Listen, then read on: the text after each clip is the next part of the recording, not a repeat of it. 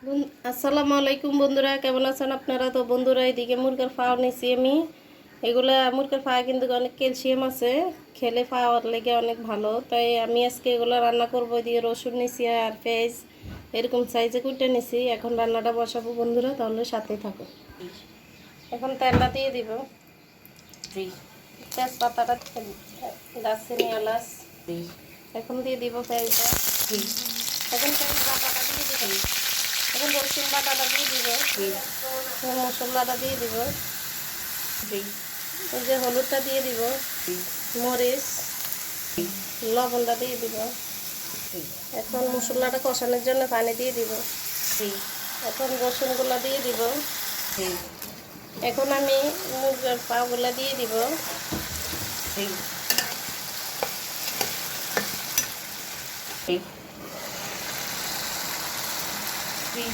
এখন পানিটা দিয়ে দিব।